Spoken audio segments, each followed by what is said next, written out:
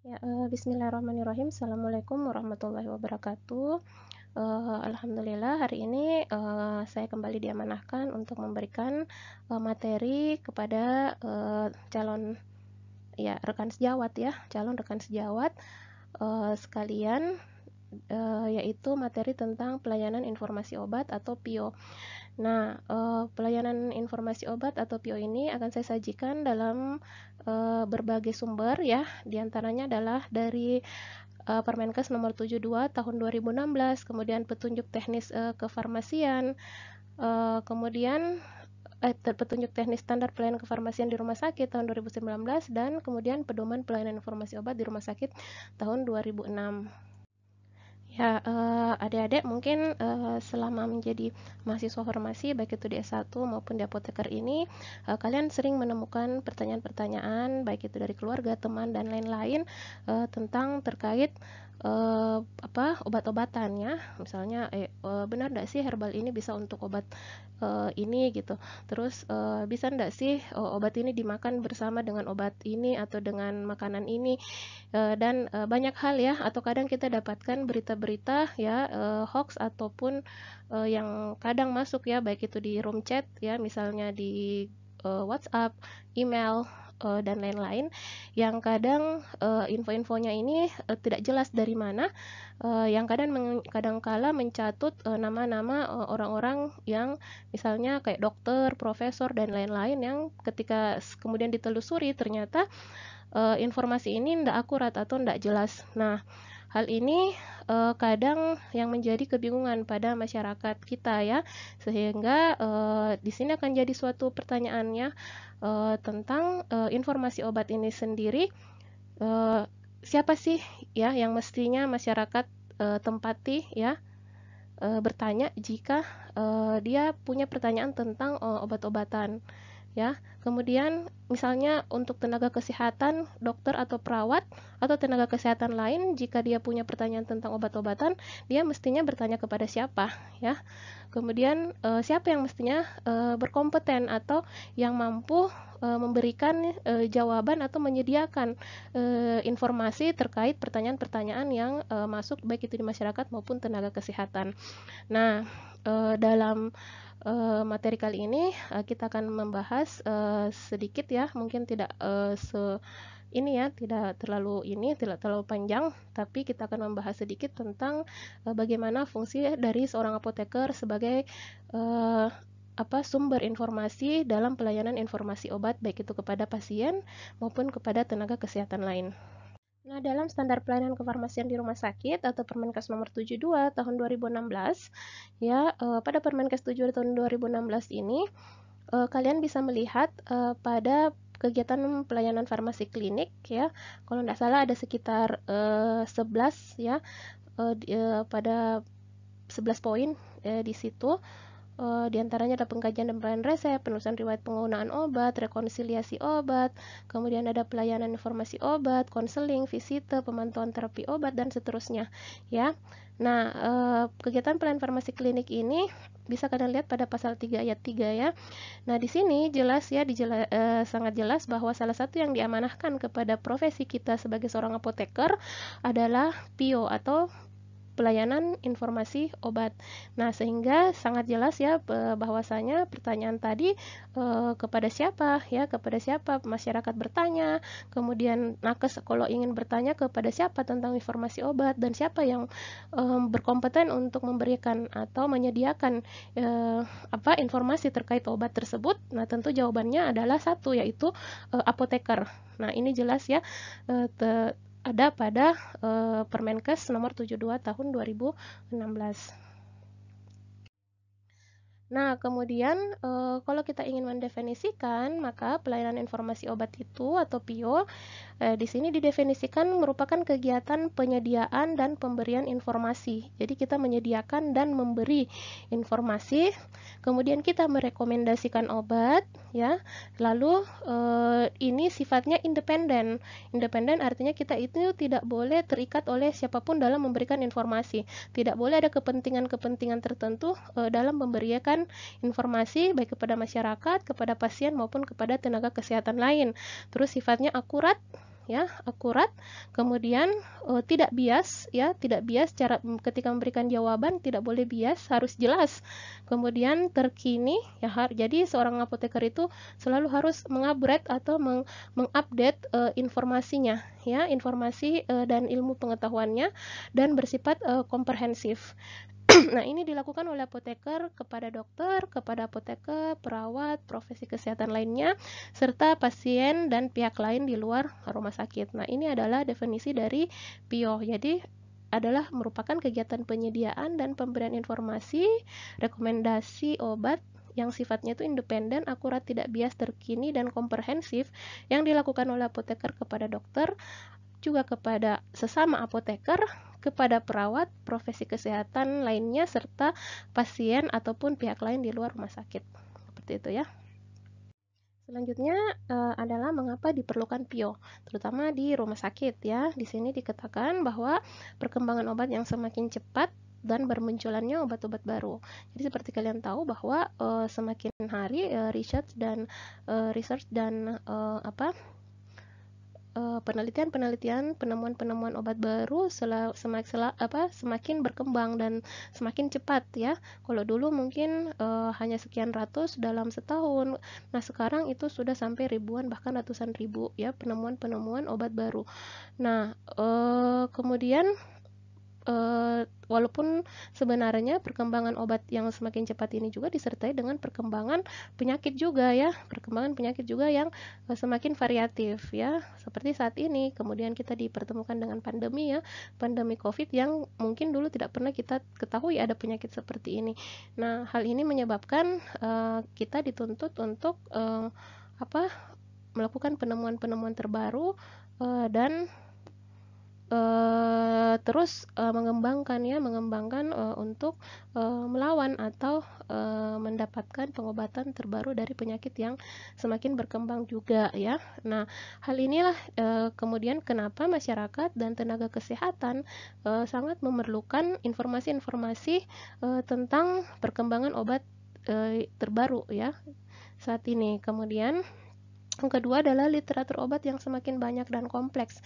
Ya, banyak sekali literatur obat, ya, ditambah lagi kemudian penggunaan internet yang saat ini mungkin jauh lebih besar, ya, dibanding orang membuka buku-buku, ya, buku-buku teks. Nah, sehingga kita juga harus memberikan informasi dan mengupgrade informasi literatur terbaru dari informasi obat yang semakin banyak ini, ya, sehingga kalau ada apoteker yang taunya literatur itu saja, maka ini bukan seorang apoteker yang up to date, ya, sehingga akan sangat sulit ketika kemudian nanti mendapatkan pertanyaan-pertanyaan baik itu dari pasien atau dari tenaga kesehatan lainnya. Nah, kemudian juga dibutuhkan PIO karena kebutuhan informasi obat yang objektif dan tentu bersifat pasien oriented. Nah, apa sih tugas PIO itu sendiri? Yang pertama adalah mendukung pelayanan kefarmasian dengan menjawab pertanyaan, ya. Jadi, ketika ada pertanyaan-pertanyaan yang berhubungan dengan pelayanan kefarmasian, obat-obatan dan lain-lain, baik itu obat-obatan, sediaan farmasi, alkes dan lain-lain, maka itu adalah tugas dari PIO untuk menjawab pertanyaan tersebut.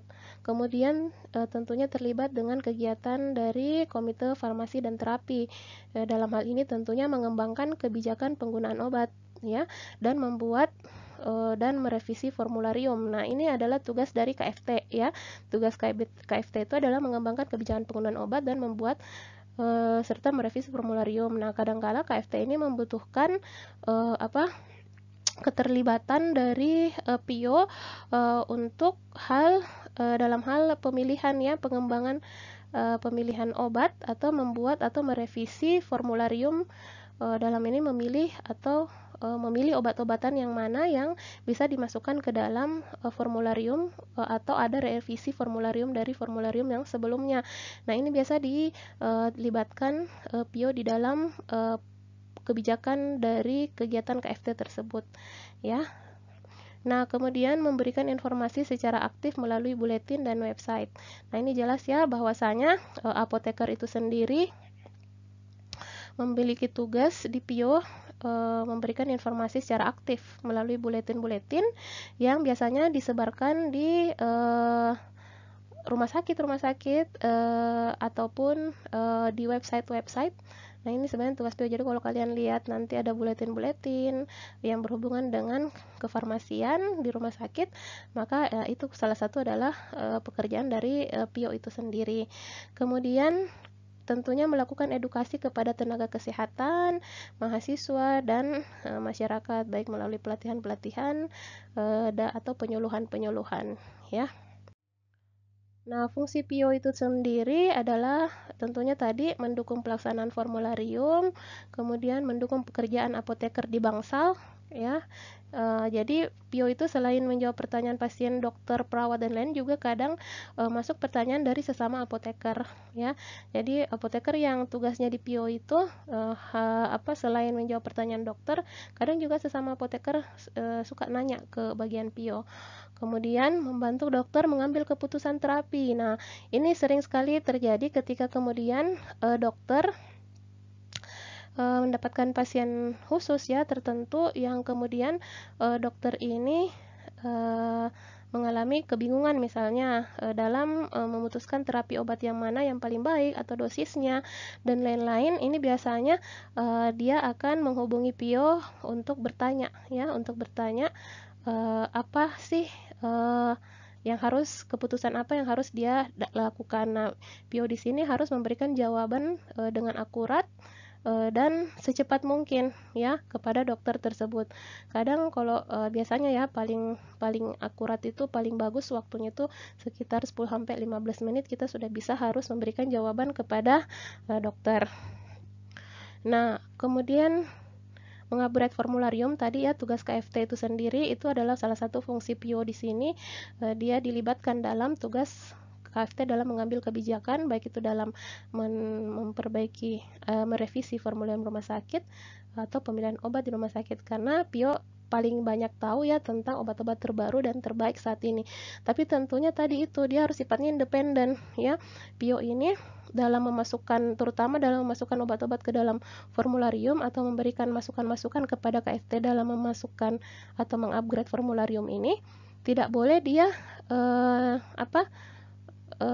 di atas kepentingan suatu misalnya industri farmasi. Dia tidak boleh ya, karena dia misalnya dekat dengan industri A, kebanyakan dimasukkannya ya dari produk industri tersebut. Nah, ini tidak boleh, harus sifatnya independen.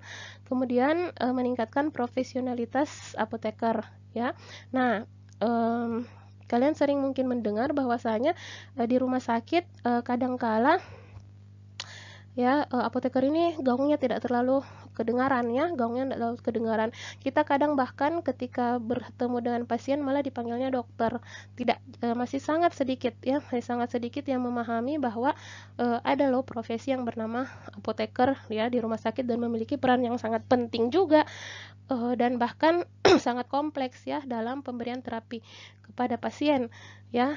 Nah, ketika kemudian fungsi PIO ini bisa berjalan dengan baik, tentunya ya profesionalitas dan tingkat kepercayaan baik itu dari pasien maupun tenaga kesehatan lain kepada seorang apoteker ini tentu akan semakin meningkat ya, sehingga sifat profesionalitas apoteker ini akan meningkat apabila PIO-nya juga berjalan dengan bagus ya.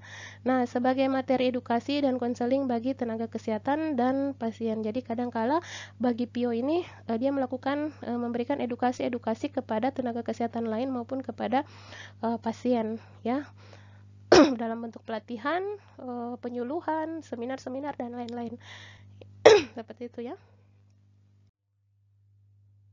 Nah, kemudian pertanyaannya, siapa yang memiliki kompetensi dalam pemberian obat tersebut. Nah, kalau kalian baca-baca ya, kompetensi apoteker salah satunya adalah mampu memberikan informasi obat ya dan sediaan farmasi ya.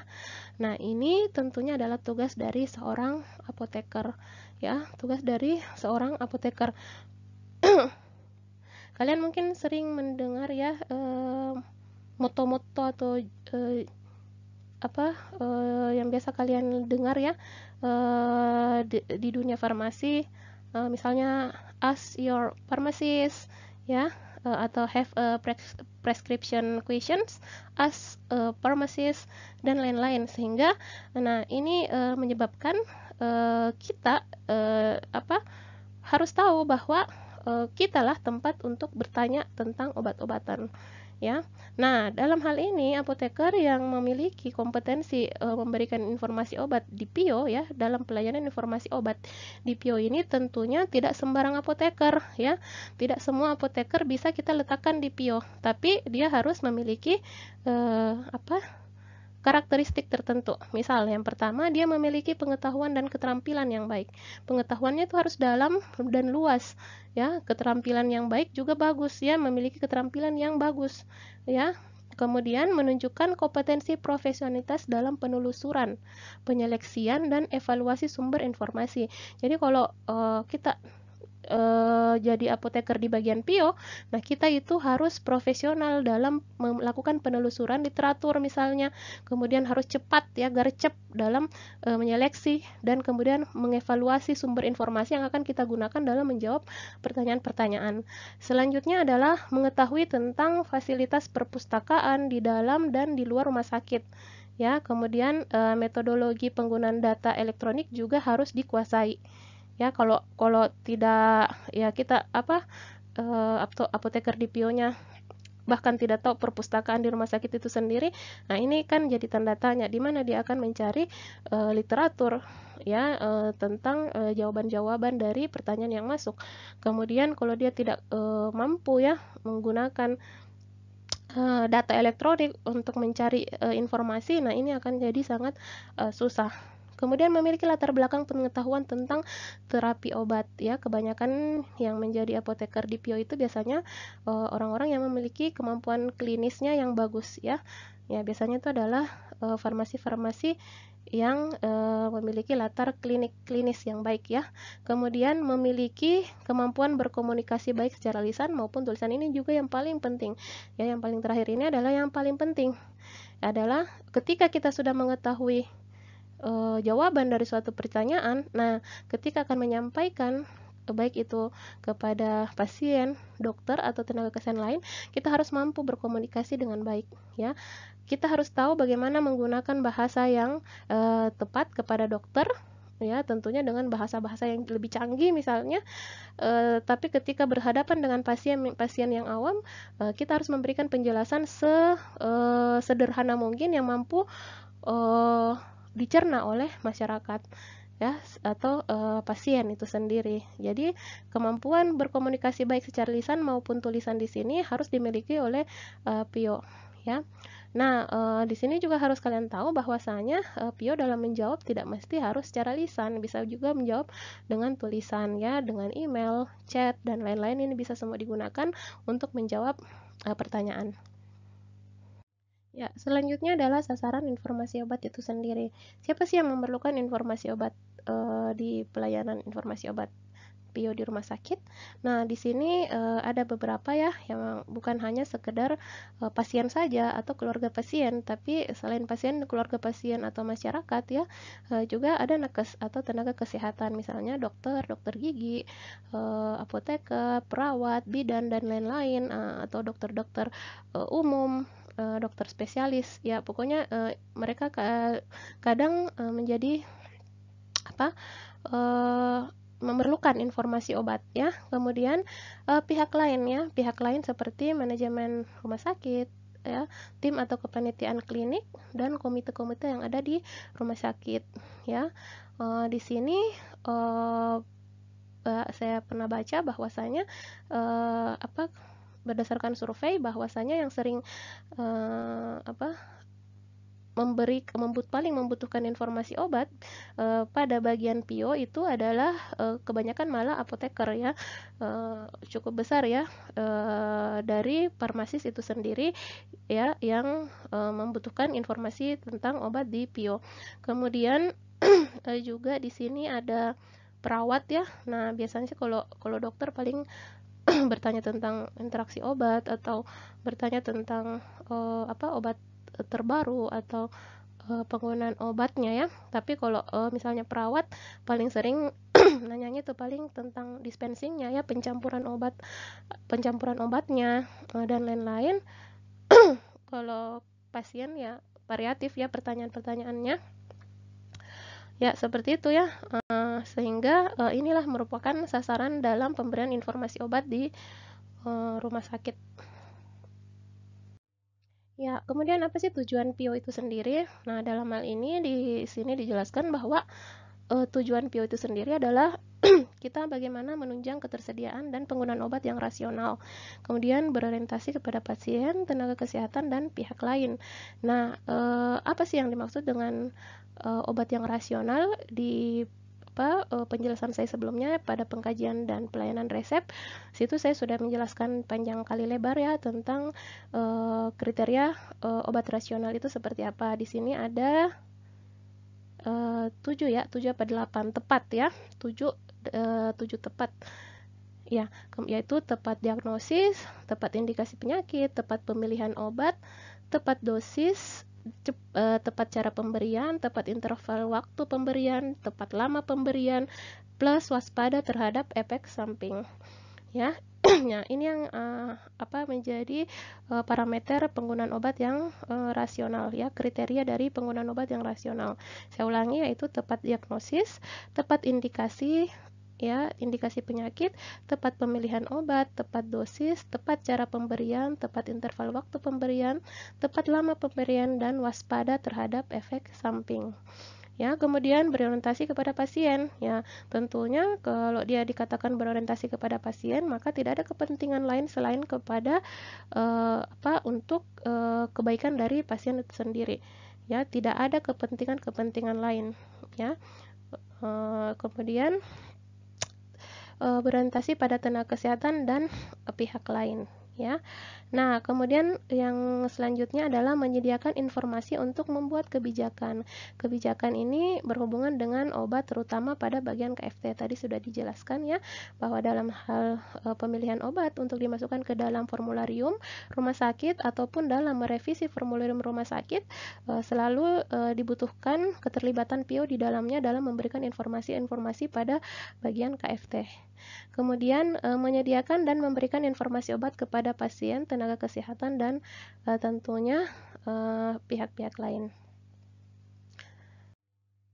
Nah, selanjutnya adalah apa sih manfaat PIO itu sendiri? Yang pertama adalah promotif ya, promotif atau promosi-promosi seperti penyuluhan ya. Nah, dalam penyuluhan ini misalnya di sini adalah CBIA atau cara belajar insan aktif, atau kalau di Inggris kan yaitu Community Based Interactive Approach. Nah, di sini merupakan salah satu kegiatan dari PIO itu sendiri untuk memberdayakan masyarakat agar dapat menggunakan atau memilih ya menggunakan obat yang benar dengan cara swamedikasi ya. Jadi ini adalah salah satu kegiatan dalam promotif itu sendiri. Yang kedua adalah preventif ya, seperti penyuluhan HIV, TB, terus bahaya merokok dan narkotik ya. Kemudian ada kuratif, misalnya pemberian edukasi saat rawat inap ya. Dan rehabilitatif misalnya adalah rumatan metadon dan program berhenti merokok ya. Rumatan metadon ini itu sendiri biasanya diberikan kepada pasien-pasien yang mendapatkan pengobatan rehabilitasi karena penggunaan opioid ya, seperti morfin dan lain-lain yang biasanya pakai alat suntik ya. Alat suntik. Nah, hal ini biasanya akan memperbesar kemungkinan terjadinya tingkat peningkatan HIV ya. Nah, karena penggunaan jarum suntik yang ganti-gantian ya. Nah, hal ini kemudian dilakukan rehabilitasi dengan cara rumatan metadon bagi pasien yang sangat ketergantungan ya, dengan cara mengganti obat-obat yang tadi dengan jarum suntik, penggunaannya dengan menggunakan metadon, di mana metadon itu sendiri adalah juga opioid ya. Dia juga salah satu opioid, tapi dia bisa digunakan secara oral dan dia memiliki tingkat ketergantungan yang lebih ringan dibanding morfin dan lain-lain yang menggunakan tadi jarum suntik.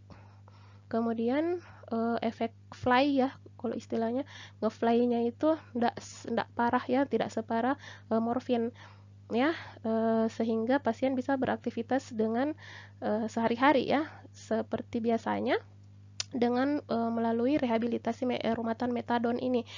Nah, jadi dia diberi metadon untuk menggantikan obat tersebut secara berlahan-lahan sambil diedukasi agar supaya pelan-pelan dosisnya nanti diturunkan, karena memang metadon itu pemberiannya cukup 1x1 ya, 1 kali sehari, sehingga perlahan-lahan pasien akan lepas dari penggunaan obat terlarang tersebut. Seperti itu. Jadi tidak bisa langsung dihentikan karena bisa berakibat fatal bagi pasien-pasien yang memang tingkat ketergantungan terhadap obat-obatan terlarang ini sangat parah, sehingga biasa digunakan rumahan metadon. Kemudian program berhenti merokok juga biasa digunakan diberikan PIO untuk bagi pasien-pasien yang misalnya memiliki penyakit-penyakit kronis ya, tapi perokok parah, sehingga dia biasanya diberikan bantuan dari bagian PIO ini berupa rehabilitatif, pemberian informasi bagaimana cara pemberhentian merokok secara perlahan-lahan, karena kalau berhenti sama sekali itu biasanya agak sangat sulit ya, jadi pelan-pelan diganti dengan permen karet misalnya atau apa. Nah, ini adalah manfaat dari PIO itu sendiri, yaitu promotif, preventif, kuratif, dan rehabilitatif.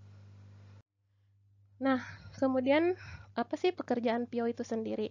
Nah, pekerjaan PIO itu adalah pelayanan aktif dan pelayanan pasif. Nah, pelayanan aktif itu tidak menunggu pertanyaan, melainkan dia aktif memberikan informasi. Nah, informasinya dalam bentuk apa? Brosur-brosur, flyer, dan lain-lain.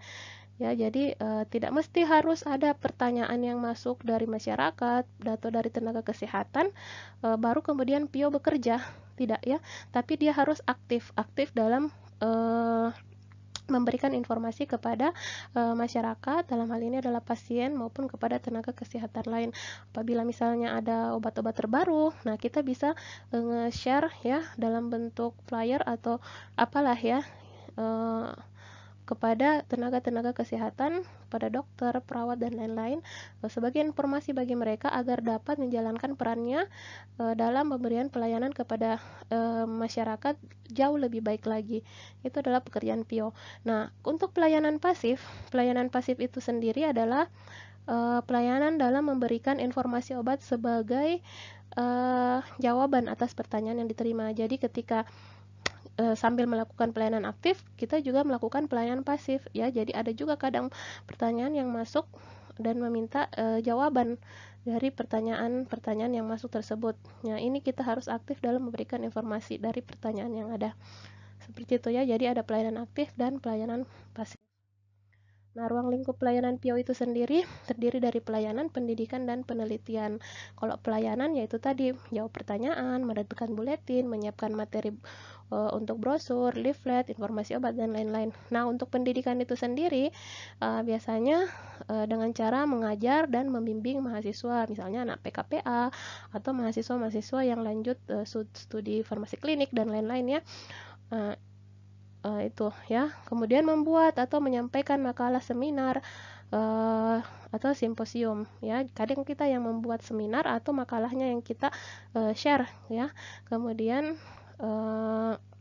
membuat simposium-simposium yang berhubungan dengan informasi obat. Lalu kita juga di PIO itu memberikan pendidikan pada tenaga kesehatan dalam hal informasi obat ya. Kita memberi pendidikan pada nakes tentunya dalam hal informasi-informasi obat. Lalu penelitian. Nah, penelitian di sini dengan cara melakukan penelitian evaluasi penggunaan obat dan melakukan penelitian penggunaan obat-obat baru ya. Jadi pada bagian PIO itu sendiri juga melakukan penelitian evaluasi penggunaan obat dan penelitian penggunaan obat baru. Nah, apa sih persiapan dalam menjalankan tugas dalam di PIO itu sendiri. Yang pertama adalah informal. Nah, informal itu adalah memberikan informasi mengenai penggunaan obat ketika melakukan kegiatan farmasi klinik. Misalnya, ketika melakukan pemantauan terapi obat di ruang rawat, apoteker menjawab pertanyaan dari perawat mengenai waktu pemberian obat, contohnya ya.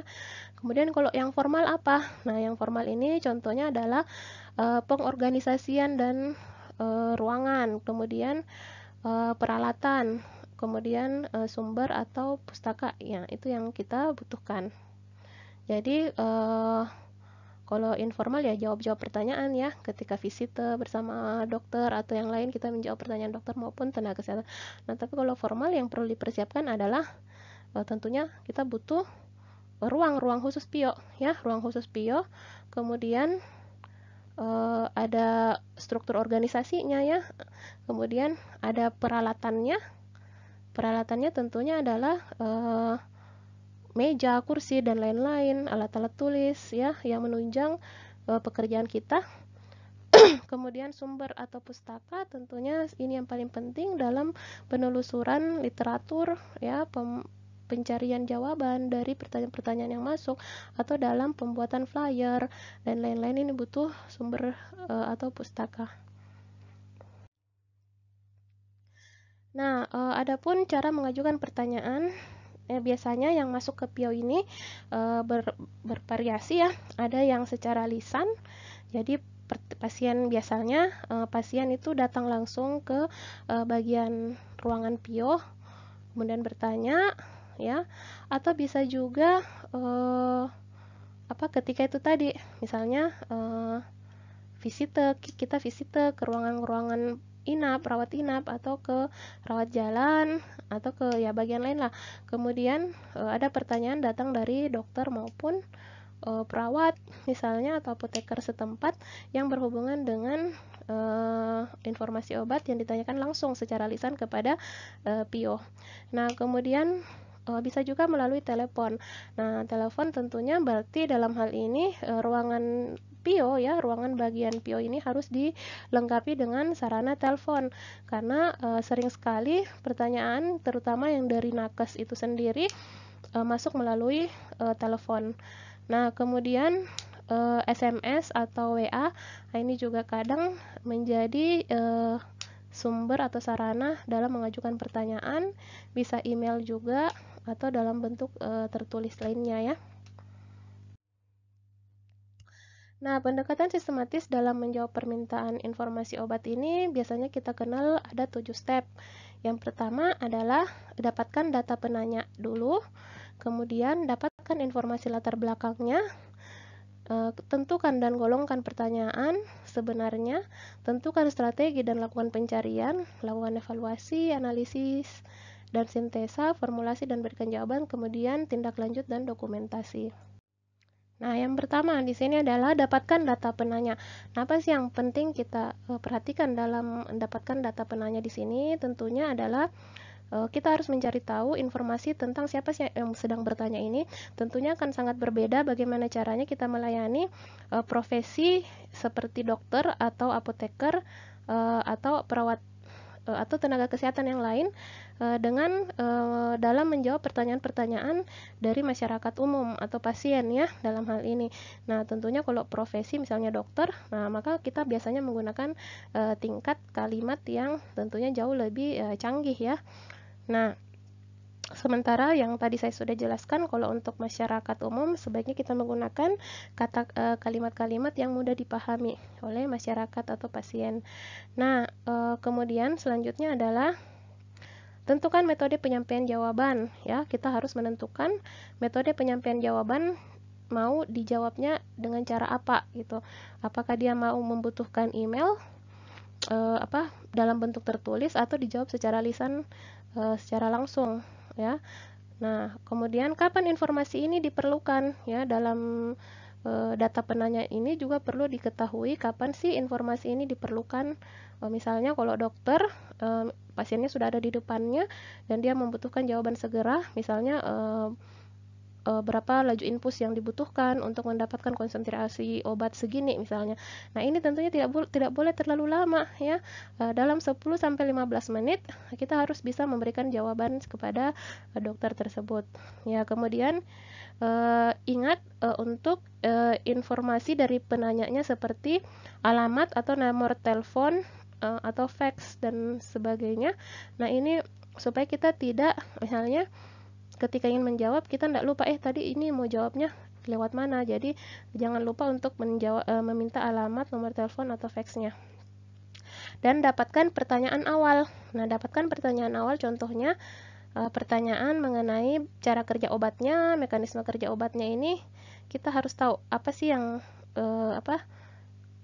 inti atau kunci dari pertanyaan yang masuk tersebut. Ya, yang kedua adalah dapatkan informasi latar belakang. Nah, dapatkan informasi latar belakang di sini merupakan langkah yang paling penting dalam membantu memperjelas pertanyaannya. Ya, pertanyaannya tidak diungkapkan dengan tepat atau penanya tidak tahu bagaimana cara menanyakannya. Nah, ini harus apoteker harus punya kemampuan dalam menggali apa sih latar belakang kenapa pertanyaan ini muncul ya. Nah, ini terutama kalau kita berhadapan dengan pasien. Kadang pasien tiba-tiba nanya A, B, C, D, D. Kita tidak tahu ini sebenarnya kenapa dia bertanya seperti ini. Nah, ini harus kita gali dan memperjelas kenapa pertanyaan itu muncul dari pasien tersebut. Nah, kemudian tentukan apakah pertanyaan ini spesifik untuk pasien atau akademik ya. Ya, salah satu informasi dalam latar belakang pertanyaan yang masuk ini, kalian harus bisa tahu pertanyaan ini apakah untuk pasien atau golongan masyarakat awam atau untuk bagian akademik. Ya, seperti itu. Sehingga kalian bisa menentukan sejauh apa kalian bisa menjawab pertanyaan-pertanyaan tersebut. Ya, kemudian dalam mendapatkan informasi latar belakang di sini, kalian juga harus mencari atau menggali sumber informasi yang sudah pernah dia peroleh ya. Jadi tanyakan kepada dia misalnya sebelumnya sudah pernah cari tahukah atau mencari di internet atau yang lain-lain atau bertanya kepada apoteker lain misalnya. Nah, ini untuk mencegah jangan sampai informasi yang kita berikan ya sebenarnya sudah dia dapatkan ya. Jadi itu ya, jadi kayak percuma saja mereka bertanya lah dia sudah tahu seperti itu. Kemudian apalagi ya, dapat juga kita menilai apakah pertanyaan atau jawaban yang masuk ini kita menggunakan kalimat yang seperti apa ya, tergantung dari pengetahuan seseorang. Misalnya kalau dokter cara menjawabnya tentunya beda dengan masyarakat umum.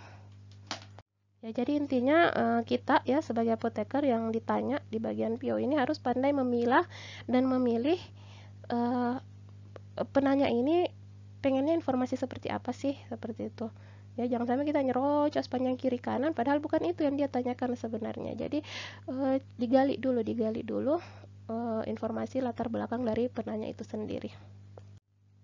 Nah, selanjutnya adalah kita tentukan dan golongkan pertanyaan yang sebenarnya. Nah, banyak sekali ya pertanyaan yang masuk ini, pertanyaan yang awalnya itu beda dengan pertanyaan yang sebenarnya yang ingin dia tanyakan. Jadi kadang pengantarnya itu tidak nyambung dengan pertanyaan yang dia mau tanyakan. Nah, ini harus kita tahu dulu ya pertanyaan sebenarnya ini apa sih. Jadi dengarkan dulu, jangan dipotong ya pertanyaan dari penanya. Terus kalian mengelompokkan di sini pertanyaannya ini apa sih yang sebenarnya ya, seperti itu. Ya, kalau perlu kita perjelas ya. Jadi Bapak menanyakan tentang ini, kayak gitu. Jangan sampai kita mencari jawabannya ternyata bukan itu yang dia tanyakan. Kemudian dalam pada poin 3 ini juga kalian harus tentukan dia ini memerlukan jawaban kapan ya. Tentukan kapan jawaban. Nah, kalau kalian merasa kalian harus mencari literatur dan lain-lain dan cukup ribet dalam mencarinya, nah itu bisa kalian negosiasi waktu untuk jawabannya, ya bisa kalian atur gitu. Misalnya kalau memang jawabannya tidak diperlukan terlalu cepat, tapi kalian merasa untuk mencari jawabannya ini butuh waktu, nah coba negosiasi waktu untuk mencari jawaban. Nah, ini kalian harus mampu mengukur kesanggupan kalian di bagian PIO ini dalam menilai literatur, kemudian mencari sumber informasi yang jelas dan lain-lain. Ini kadang itu butuh waktu ya. Jadi jangan bilang ya 10 menit lagi saya akan memberikan jawaban ya Pak, silakan menelpon 10. Padahal kalian tahu bahwa ini butuh penelusuran literatur yang mendalam. Jadi dipikirkan pada saat menelpon itu sudah dipikirkan dengan matang. Kemudian setelah itu tentukan strategi dan lakukan pencarian ya. Dalam menentukan strategi, kalian harus tahu sumber informasinya ya, sumber informasi literatur apa yang kalian tempati mencari ya. Kemudian sumber informasi ini kalian harus tahu yang mana yang menjadi prioritas tertinggi dalam mencari literatur. Nanti akan saya jelaskan ya bagaimana literatur yang prioritas, baru kemudian yang kedua apa, yang ketiga apa dalam pencarian literatur sebagai sumber informasi. Kemudian setelah itu, setelah kalian melakukan pencarian ya informasi, nah yang kelima ini adalah step yang paling penting, yaitu melakukan evaluasi, kemudian menganalisa dan mensintesa jawaban dari berbagai informasi yang telah kalian telusuri. Nah, evaluasi ini dimana informasi yang sudah kita dapatkan ini harus dievaluasi secara menyeluruh dan sangat objektif ya. Kemudian lakukan konfirmasi informasi yang sudah kita dapatkan dengan menggunakan literatur yang berbeda dengan literatur yang lain.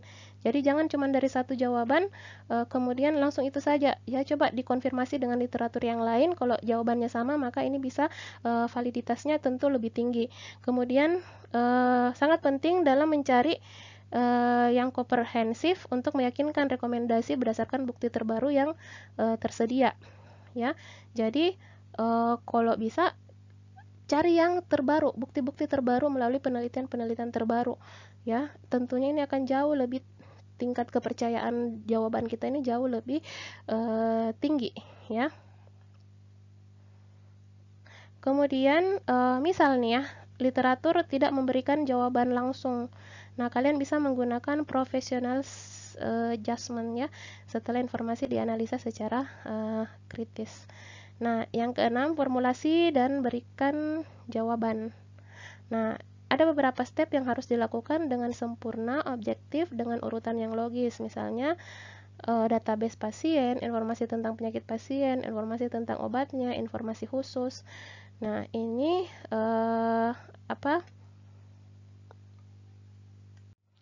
ya, ini yang kita kemudian butuhkan dalam memformulasi pertanyaan kemudian untuk mencari jawabannya. Jadi database dari pasien itu sendiri kita perlu tahu. Kemudian informasi tentang penyakit pasien yang berhubungan dari pertanyaan, misalnya pertanyaan dari dokter atau perawat. Kemudian informasi tentang obatnya, ini harus kita tahu. Serta informasi khusus tentang pasien yang ditanyakan.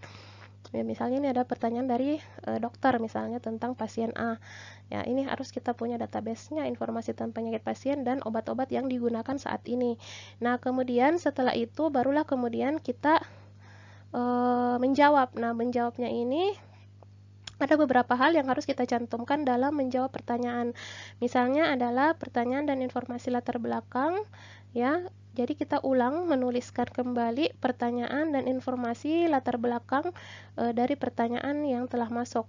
Ya, pertanyaannya ini, latar belakang pertanyaannya karena ini misalnya. Kemudian informasi dan rekomendasi. Ya, berikan jawaban terkait informasi yang dibutuhkan dari pertanyaan tersebut dan rekomendasikan apa pilihan terbaik untuk penanya. Ya. Kemudian sekilas kita juga bisa memberikan strategi pencarian dan literatur bila pencarian bersifat komprehensif. Jadi kalian untuk membantu supaya misalnya lain kali dia bisa mencari sendiri, kita bisa membantu dengan sekilas mengenai strategi pencariannya seperti apa dan literaturnya bisa didapatkan dari mana saja ya, sehingga pas penanya bisa kemudian nanti karena bisa mencari dengan sendiri ya, secara mandiri. Nah, kemudian tindak lanjut dan dokumentasi. Nah, yang terakhir ini adalah tindak lanjut dan dokumentasi. Yang pertama di sini ada tindak lanjut. Nah, tindak lanjut di sini dalam hal ini misalnya pasien membutuhkan pertanyaan tambahan atau ada pertanyaan yang lain yang berhubungan dengan pertanyaan sebelumnya.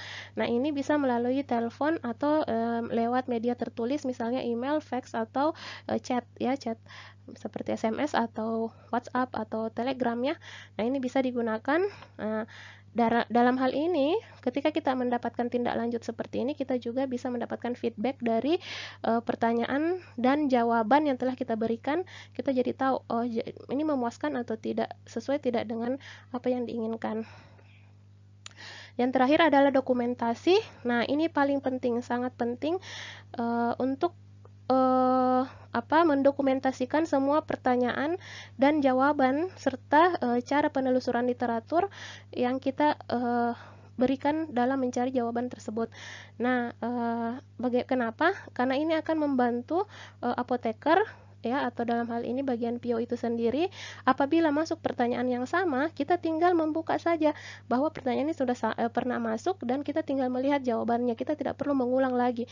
Nah, ini akan menyebabkan kita bisa memberikan jawaban jauh lebih cepat di kemudian hari jika kemudian ternyata ada jawaban atau ada pertanyaan yang sama yang masuk kembali ke bagian PO. Ya, seperti itu ya untuk pendekatan sistematis dalam menjawab permintaan informasi obat. Jadi ingat, ini ada 7 stepnya ya. Dapatkan data penanya, kemudian dapatkan informasi latar belakang, perjelas latar belakang pertanyaannya, ini kenapa sih dia bertanya begini ya. Jangan langsung belum kita dapat latar belakangnya kita langsung nyerocos menjawab, padahal bukan itu masalahnya misalnya.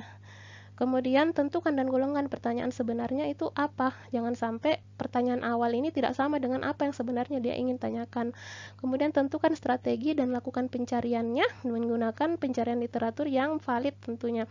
Lakukan evaluasi, kemudian kita analisa, kemudian kita sintesa jawaban yang akan kita berikan, kemudian kita formulasi dan berikan jawaban.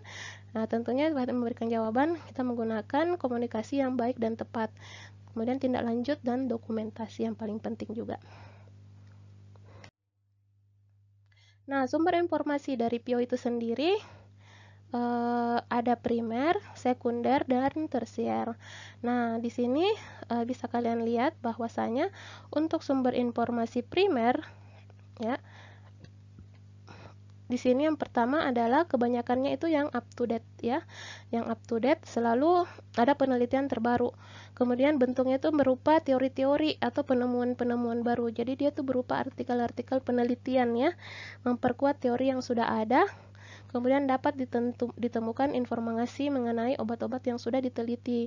Misalnya di sini untuk sumber data, sumber informasi primer itu adalah laporan hasil penelitian ya, laporan kasus, studi evaluasi, dan laporan deskripsi. Nah, di sini bisa kalian lihat bahwa ternyata yang merupakan sumber informasi primer ini adalah bukan textbook ya, bukan textbook, bukan farmakope ya, bukan pedoman-pedoman praktis, tapi malah adalah laporan hasil penelitian, laporan kasus, studi evaluasi, dan laporan deskripsi, karena itu yang paling up to date. Sementara kalau textbook itu biasanya untuk merevisi butuh waktu bertahun-tahun lagi ya, sehingga yang terbaru itu tentunya dari hasil-hasil penelitian terbaru. Kemudian yang sekunder ini adalah sistem indeks yang berisi kumpulan abstrak dari berbagai macam artikel jurnal seperti Medline, NEJM, Science Direct, dan lain-lain ya. Kemudian yang tersier yang mana? Nah, contohnya adalah buku-buku referensi yang berisi materi umum yang lengkap dan mudah dipahami. Contohnya textbook, kompendia, farmakope, dan pedoman-pedoman praktis. Ya, seperti ini. Misalnya DIH, pharmaceutical therapy, clinical drug data itu adalah yang masuk tersier. Sementara kayak Medline, Science Direct, PubMed, nah ini malah masuk sekunder, dan bahkan yang masuk primer itu adalah laporan-laporan hasil penelitian, laporan kasus, studi evaluasi, Nah, ini yang masuk dalam sumber informasi primer. Selanjutnya adalah evaluasi pustaka. Nah, untuk yang primer itu sendiri, nah di sini bisa kalian lihat bahwasanya pustaka primer seperti yang saya jelaskan tadi berupa artikel-artikel ya yang asli dipublikasikan penulis atau peneliti, kemudian informasi yang terdapat di dalamnya itu berupa hasil penelitian yang diterbitkan dalam jurnal ilmiah ya. Nah, di sini terdiri dari dia harus ada bagian bahan dan metode kerjanya kayak bagaimana, terus sampelnya harus jelas dan desain studinya seperti apa ya. Kemudian bagian bahan dan metode adalah bagian paling penting di sini. Dari suatu artikel, di sini dia harus bisa menguraikan cara peneliti melakukan studi tersebut. Kemudian sampelnya itu sendiri mewakili populasi yang hasilnya akan dapat diterapkan. Jadi kalau misalnya ada yang mau melanjutkan penelitian tersebut, nah populasinya, sampelnya itu sendiri penting untuk kita ketahui karena dia bisa mewakili populasi yang hasilnya ini bisa kita contoh nanti untuk kita ikuti kalau kita mau lanjutkan penelitian tersebut. Kemudian desain studinya itu sendiri bagian merupakan ya bagian berikut setelah seleksi bahan dan metode yang memerlukan penelitian yang seksama ya. Nah, yang kedua adalah yang sekunder. Nah, untuk yang sekunder itu sendiri, waktu di sini yang perlu diperhatikan adalah dalam pemilihan pustaka sekunder adalah waktunya. Ya, di sini adalah jarak waktu ketika diterbitkan atau artikel itu diterbitkan atau majalah ya, diterbitkan ya misalnya dalam majalah ilmiah dan dibuat abstrak atau indeks. Kemudian ada jurnal pustaka. Ya, jurnal pustaka ilmiah yang mendukung tiap pustaka sekunder. Nah, ini merupakan pertimbangan lain dalam pemilihan pustaka. Ya, kemudian selektivitas pengindeksan atau pengabstrakan. Ya, kita harus mengecek standar atau terkomputerisasi. Ini harus dikaitkan dengan keperluan dan kebutuhan dari pengguna itu sendiri ya. Kemudian perbedaan harga terjadi untuk sumber yang tersedia dalam bentuk yang berbeda ya. Untuk bentuk sekunder biasa banyak yang berbayar ya. Kemudian yang tersier. Nah, penulis dan atau editornya di sini harus memiliki keahlian dan kualifikasi. Jadi jangan dalam memilih pustaka tersier ini jangan memilih pustaka-pustaka yang tidak jelas ini penulis dan editornya ini siapa ya. Jadi harus mempunyai keahlian dan kualifikasi penulis tentang suatu judul dan bab tertentu dari suatu buku ini harus sesuai dengan spesifikasinya ya. Kan banyak tuh di Gramedia buku-buku populer dan lain-lain yang kita tidak ngerti ini siapa sih sebenarnya penulisnya dan editornya ini siapa, ini sebaiknya tidak dijadikan pustaka acuan ya. Kemudian tanggal publikasi juga harus diperhatikan dan juga edisinya. Terutama buku teks harus merupakan tahun yang terbaru. Jadi kalau sudah ada yang terbaru, jangan menggunakan pustaka yang sudah lama karena pasti sudah banyak terbaruan di dalamnya. Kemudian penerbit. Nah, penerbitnya ini juga harus diperhatikan ketika kita akan mencari pustaka tersier seperti textbook ya. Kita lihat dulu penerbitnya ini harus memiliki reputasinya tinggi ya. Daftar pustaka dia harus mengandung daftar rujukan pendukung sesuai judul buku ya. Jadi lihat daftar pustakanya. Apakah yang ada dalam daftar pustakanya ini sesuai dengan judul buku yang akan dia bahas atau tidak. Jadi, jangan sampai daftar pustakanya beda ya. Judul bukunya juga tidak nyambung ya. Nah, kemudian apalagi ya? Ya, saya rasa itu ya untuk evaluasi pustaka. Nah, sebelumnya juga tadi dalam 7 step pendekatan menjawab permintaan informasi obat itu kan kalian tadi saya jelaskan bahwa ada salah satunya adalah kita harus menggolongkan pertanyaan yang masuk. Pertanyaan sebenarnya ini masuk dalam golongan yang mana untuk memudahkan kita dalam penelusuran literatur. Nah, di sini sudah saya dapat ya ada penggolongan topik ya dan buku atau literatur yang bisa kalian jadikan acuan dalam penelusuran. Anggap satu misalnya tentang identification, availability, dan manufacture ini dia masuk dalam golongan A. Ini bisa kalian dapat misalnya di AHFS, di USPDA, DrugDex, dan lain-lain ya. Begitu pula untuk B, misalnya untuk drug dosing, bisa kalian cari di ini yang memiliki B ya, misalnya bisa kalian dapat di AHFS juga. Terus bisa kalian cari di Handbook of Clinical Drug Data ya, seperti itu. C itu dia adalah drug interaction dan incompatibility. Kemudian yang D itu adalah adverse drug reaction ya, efek samping obat ya. Kemudian E itu adalah therapeutic use, dan F adalah farmakologi and farmakokinetik. Nah, ini untuk memudahkan. Jadi memang harus ada penggolongan pertanyaan. Jadi kalau tidak ada pertanyaan masuk, kalian harus langsung tik ini masuk golongan ini. Oh, dia masuk misalnya dalam drug interaction. Oh, drug interaction itu adalah C. Nah, C itu yang bisa saya tempati mencari adalah ini, dan ini. Seperti itu ya. Nah, ini adalah beberapa clinical practice untuk guidelines ya, yang bisa kalian cari, tempati untuk mencari apabila pertanyaan masuk ini membutuhkan literatur berupa guidelines. Nah, biasa kita cari di sini ya. Nah, ini nanti bisa kalian coba-coba buka ya. Misalnya di NICE ini yang paling sering biasa digunakan sebagai sumber literatur ya. Kemudian ini high quality systematic review. Nah, ini yang dianggap memiliki kualitas yang tinggi dalam mencari review literatur ya. Nah, misalnya di sini ada apa ya, Cochrane nih paling sering digunakan ya dalam yang dianggap memiliki high quality ya untuk sebagai sumber informasi. Nanti coba deh kalian buka-buka ya, yang ada di sini ada dari OHSU, ada dari Oregon RX, kemudian coba nanti dibuka sendiri ya. Kemudian specific search engine ini biasanya kita cari di sini. Misalnya ada Internet Drug Index. Nah, ini juga sering digunakan, atau PubMed nih yang paling kalian kenal.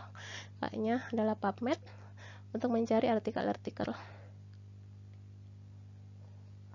Nah, coba nanti boleh dibuka ya. Nah, di sini yang penting juga harus kalian ingat adalah kita harus berhati-hati dalam menentukan validitas dan reliabilitas informasi yang kita cari secara online ya. Nah, yang pertama yang perlu kalian perhatikan adalah tentukan identitas pengarang dan reputasi organisasi yang memberi sponsor ya. Jadi tentukan dulu ini pengarangnya dan reputasi organisasi yang memberikan sponsor tadi sudah saya jelaskan. Kemudian menentukan kredibilitas sumbernya. Jadi ketika kita masuk ke dalam yang tadi ya secara online ya. Nah, ini kalian lihat dulu, kalau ternyata dia bersponsor, lihat reputasi sponsornya ini. Kalau ya ecek-ecek yang ini agak susah untuk kredibilitasnya untuk dipercaya ya.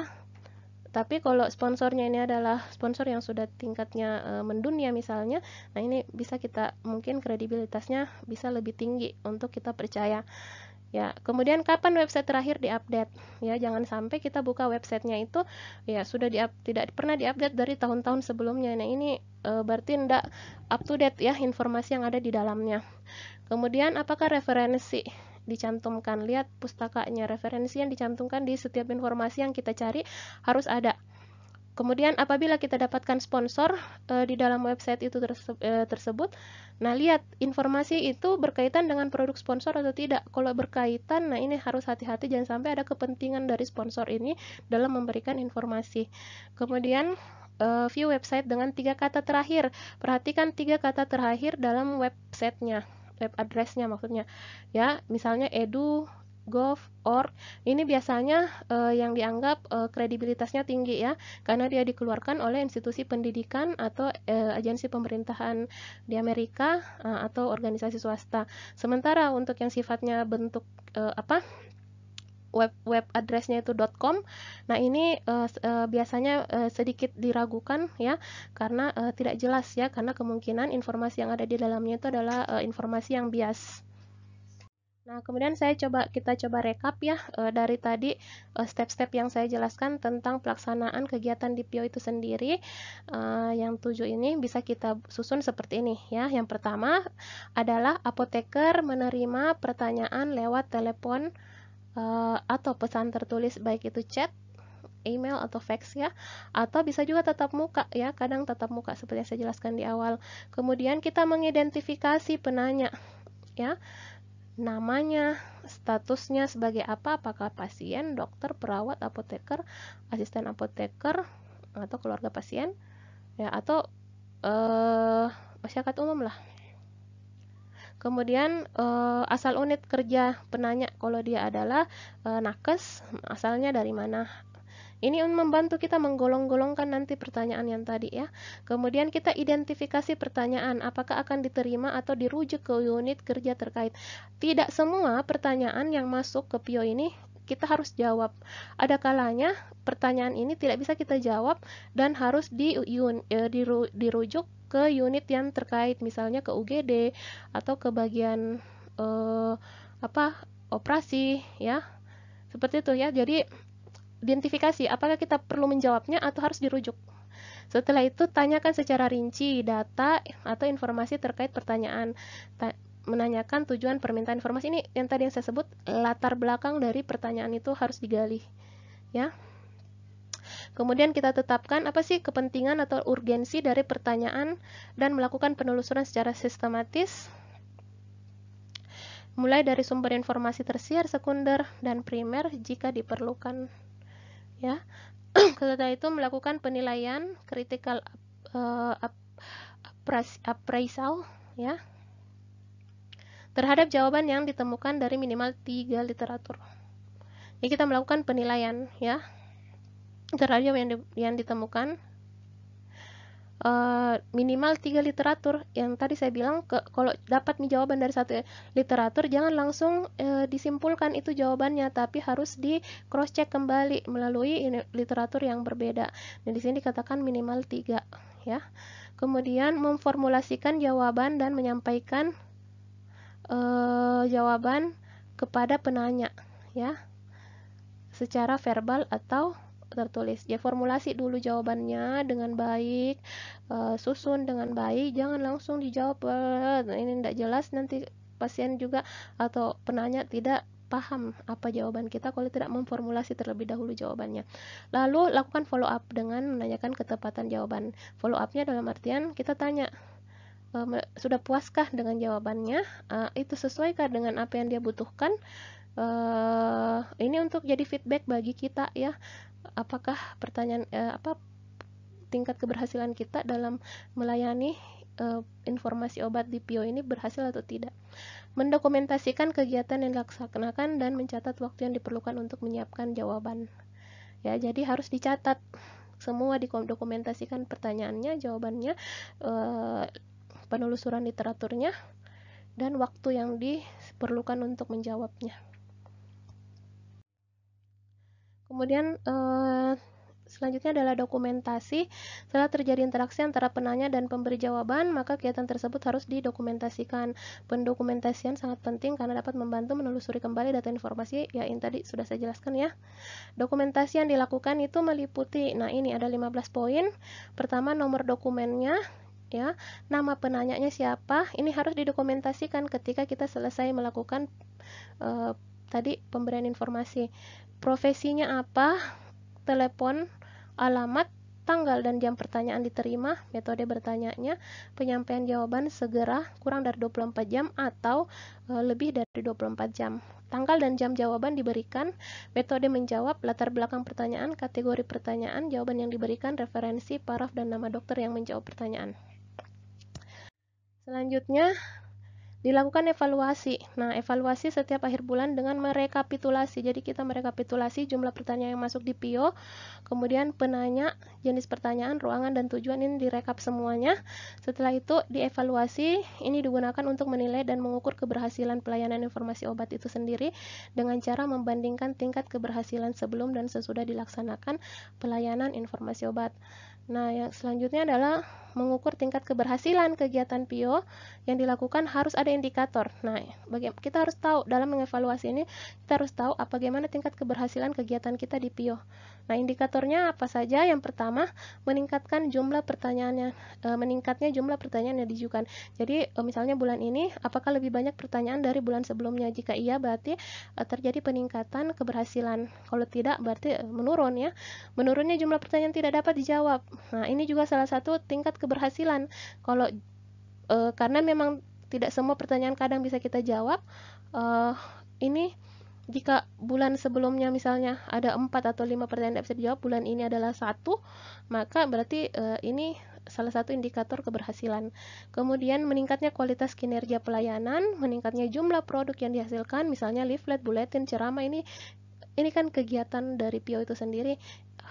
Tiap bulannya atau tiap periode harus lebih banyak kegiatannya.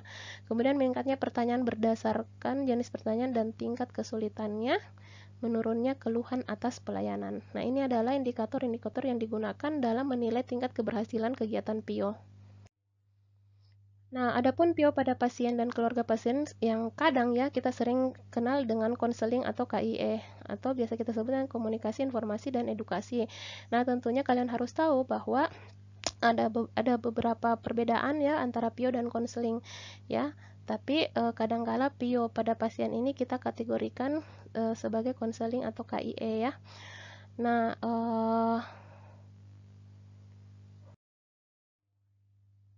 adapun aktivitas PIO pada pasien itu pertama kita mendengar pertanyaan, kemudian kita menerima pertanyaan, kita nilai atau menafsirkan, memberi informasi baik itu aktif maupun pasif, tadi sudah saya jelaskan. Kita beri saran dan memotivasi pada pasien ataupun keluarga pasien.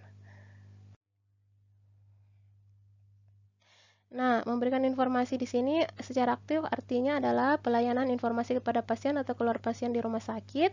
Nah, kemudian melakukan penyuluhan kepada masyarakat sekitar, kemudian melakukan home care kepada pasien, kemudian melakukan bakti sosial atau kunjungan ke tempat-tempat yang perlu untuk dikunjungi guna mensosialisasikan sehubungan dengan informasi-informasi yang berkaitan dengan obat-obatan. Nah, ini adalah kegiatan PIO pada pasien ya. Sementara yang bersifat pasif itu sendiri, kita mengumpulkan materi secara berkala untuk membuat brosur, leaflet ya, hampir sama ya secara umum kegiatan PIO ya, baik secara kepada nakes maupun kepada pasien ya. Brosur, poster, dan mading untuk dipasang pada dinding sarana kesehatan. Nah, ini membantu kita untuk memberikan informasi pada pasien secara tidak langsung, karena pasien suka biasanya berdiri membaca ya di dinding-dinding atau leaflet-leaflet yang dibagikan. Kemudian dibuat dengan semenarik mungkin untuk membuat pasien tertarik untuk membacanya. Jadi kalau bikin leaflet itu jangan hitam putih ya, tapi bikin dia menarik dengan gambar-gambar, animasi-animasi gambar ya, yang bisa membantu penjelasan dalam informasi obat.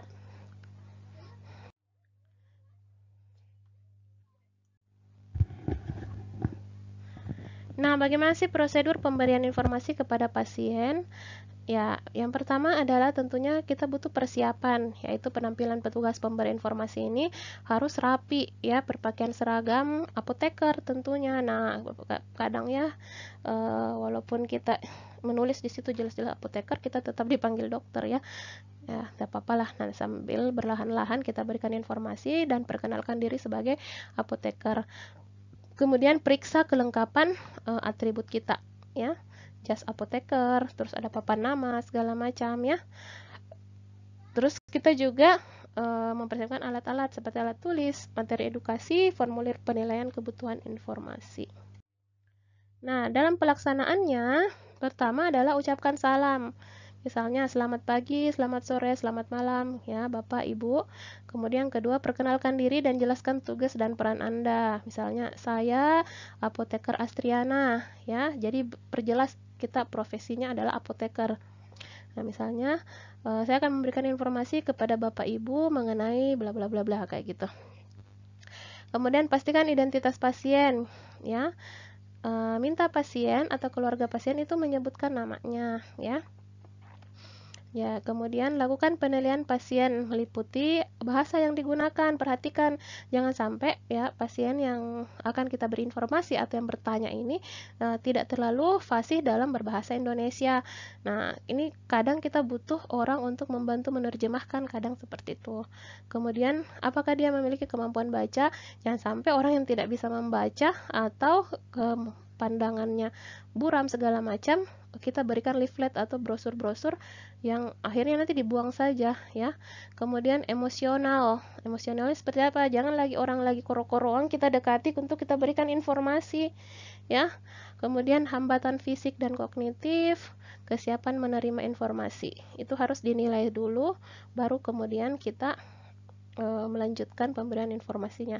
Ciptakan suasana yang senyaman mungkin, jelaskan materi informasi kepada pasien dan atau keluarganya. Kemudian dorong pasien dan keluarga untuk bertanya mengenai materi yang diberikan. Serta itu lakukan verifikasi kepada pasien dan keluarga terhadap materi informasi yang telah diberikan. Nah, apabila kondisi pasien pada tahap cara pemberian edukasi baik dan senang, maka verifikasi yang dilakukan adalah kita menanyakan kembali informasi yang telah diberikan. Pertanyaannya misalnya, dari penjelasan yang telah saya sampaikan, apakah Bapak dan Ibu sudah mengerti? Nah, apabila kondisi pasien pada tahap cara pemberian informasi mengalami hambatan fisik, maka verifikasi caranya adalah dengan pihak keluarganya, dengan pertanyaan sama. Dari penjelasan yang telah diberikan, apakah Bapak atau Ibu atau Saudara sudah mengerti? Kalau sudah, coba diulangi apa yang saya sampaikan. Kenapa disuruh mengulangi? Karena dia nanti yang harus menyampaikan kepada keluarganya atau kepada pasiennya. Ya, seperti itu. Kemudian, apabila kondisi pasien pada tahap cara pemberian informasi ada hambatan emosional, marah atau depresi, maka verifikasi dengan cara tanyakan apakah penjelasan perlu dihentikan saat ini ya, dan nanti petugas akan kembali lagi. Jadi kalau misalnya kita sementara memberikan informasi atau pelayanan informasi obat kepada pasien, kita lihat kondisinya marah, depresi, atau lagi lapar, ini jangan langsung diteruskan, kalian nyerocos saja, jangan, karena tidak akan masuk di kepalanya. Jadi tanyakan kembali apakah penjelasannya ini harus dihentikan atau boleh diteruskan ke lagi.